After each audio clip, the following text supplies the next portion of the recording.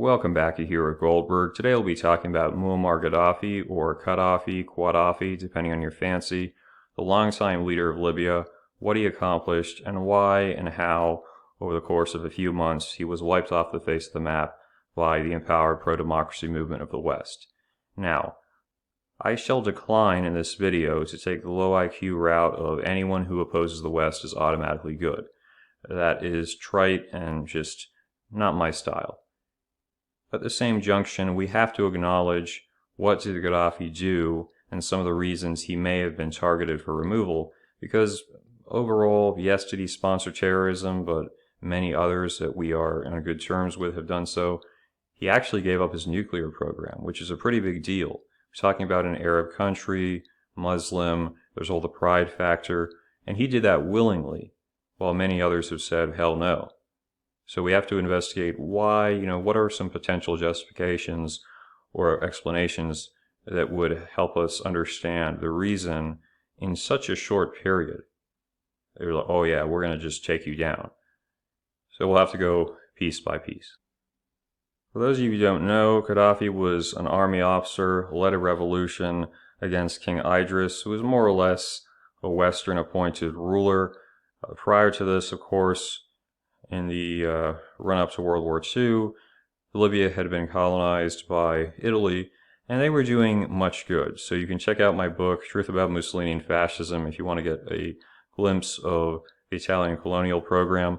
They actually intended to bring enough Italians there by the 1960s to where they would have been pretty close to 50% of the population.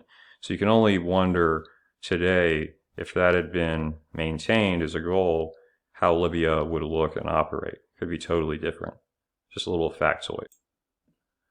Gaddafi was pro-Republican in his motivations. That's what he established, Arab Republic, the Jamahiriya, if I'm pronouncing it correctly. And he wrote the Green Book, which I was able to run through. Only took about 45 minutes. It's not too long. It's your typical assemblage of different socialist and nationalist ideas. He actually has some pretty fascinating quotes on, if a country doesn't defend its nationalism, then the people will become a minority, they'll fall apart. Laws have to come from customs and traditions, not just a parliament. And he actually shares views. If you've read the book that I produced, Socialism of the Right, he shares many views that we saw from Jose Rivera in Spain, and also the leader of the Iron Guard in Romania, in that if you have a democracy and 51% decide, you disenfranchise that 49%. You also will inevitably create a structure where the rich rule because the poor don't have the resources to compete in elections. And so he wanted something of a decentralized, committee-based model where somewhat corporatist, you would have industry representatives. Supposedly this was meant to enable direct democracy.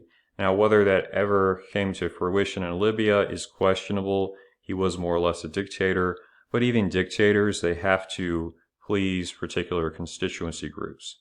And particularly when you're talking about Bedouin tribes, that's a very complicated process. So this is not a guy who just ran around beating people on the heads. There was certainly repression, right? He was a violent dictator in some respects, but not as bad as the Western media tried to portray him as soon as they wanted to remove him from power. So it's just important to understand that. Other aspects of the Green Book, he brings up a call for the elimination of the wage system. He wants to gradually phase out servants or slavery in Libya. He talks about how black people have had basically, boot on their neck, but they will rise up eventually because of their population and their evolutionary resistance, as he describes it, to harsh conditions. He has a discussion of women that is certainly in line with a lot of red pill ideas. This is the role of women. You can't just allow modernity to pretend that there are no genders.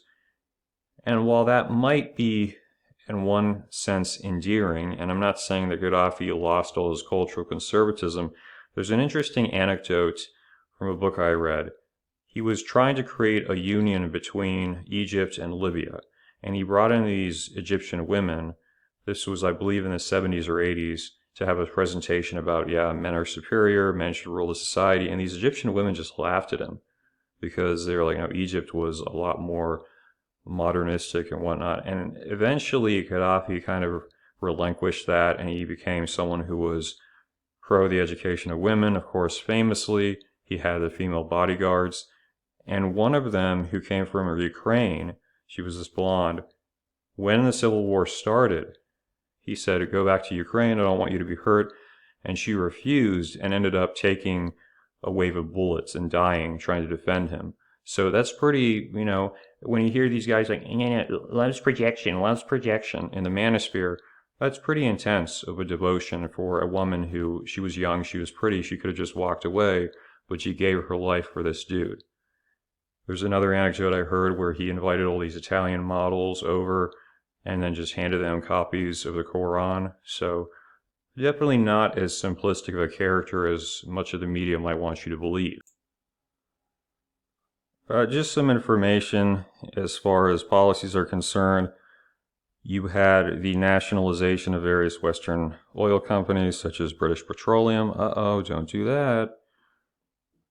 Ambitious social programs in the areas of education, health, housing, public works, and subsidies. He was big on the fact that most socialist societies had failed to actually address housing, and he wanted not just housing subsidies, but ideally you would build the houses and just give it to people. They would own that abode. It wouldn't just be, oh, the government has it or the private sector. He also wanted to move towards there being no loans, and we'll get to that in just a second. As you can see here, their status immense. Literacy rate of 88.4%, life expectancy of 74.5 years. Not too bad. The per capita income was very high for Africa when he was in charge, and then of course it started going into dramatic decline after the Civil War, which I wouldn't say that's just because he wasn't ruling a country, it's also because you had a civil war, let's be real. He did have some measures as far as colonial ambitions. There was the Toyota War with Chad, where he was more or less successful. Some say he was angry at the president of Chad, who at the time was a Christian, but you had that conflict, and there were mercenaries from Chad being paid by Gaddafi's government to defend him during the Civil War. So, long-time relation with that country. At one point, of course, there was a war with Egypt that didn't last long, as I said. Later on, Gaddafi tried to create that union with Egypt, which didn't go very far. There's been a number of efforts, create this Arab Union so it's stronger, it can resist the West or resist Israel. It's never played out too well, probably because the respective ethnic leaders or presidents don't want to play second fiddle to this pan-Arab idea. And in fact, I believe it was the first or second king of Iraq who tried to push that and ended up, some say, worsening the relations between various ethnicities by trying to make them all the same. So there's definitely more to be investigated on that topic.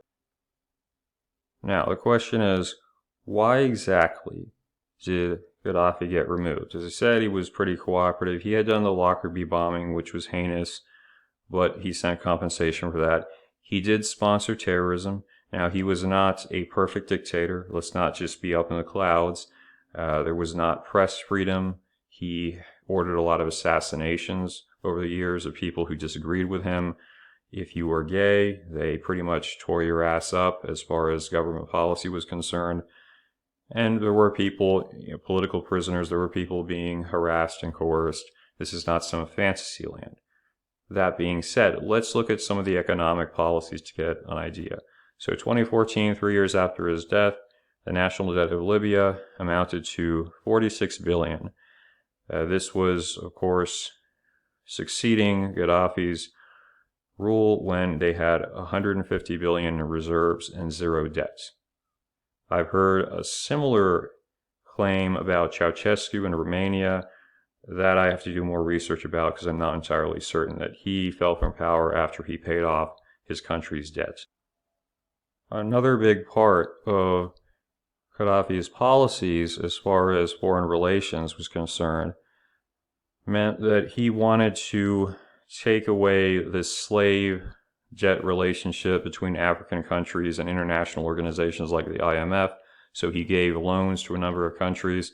In the case of Sudan, he canceled the debt because they were kind of poor, had a difficult time repaying. He was trying to say, hey, instead of you going to these Western controlled organizations, international finance, come to us. We've got money. And so you have other nations like Mozambique and Ethiopia. What makes it more complicated is they said the number of reserves, this is a claim which came out of WikiLeaks. Gaddafi's government holds 143 tons of gold and a similar amount of silver. In fact, he had said in 2009, not just Libya, but Africa at large should pursue the development of a gold dinar-backed currency. Now, for those of you who don't know, if you are on a gold standard, it means that your paper money can't just be endlessly manipulated. You can't just burr your way out. It is not beneficial to those who want to use this financial yoke and put it on your shoulders. So that's the centerpiece of the argument. That is why Gaddafi was removed, because he was going to disrupt the international financial markets. A similar claim was made about Saddam, that he was trying to trade oil on the euro, and that was upsetting the United States and the UK, both who don't have the euro. Hard to say. There have been different opinions on the subject, as always. But when all is considered, Gaddafi, definitely an imperfect guy, but he did make some substantial strides to help the average Libyan person.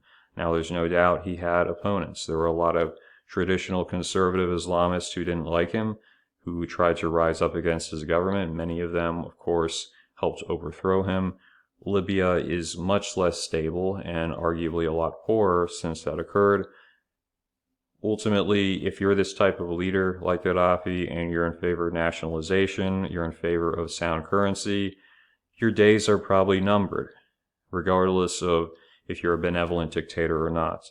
So, that's my view on Gaddafi. If you guys have any other additional information that can be added, just drop it in the comments.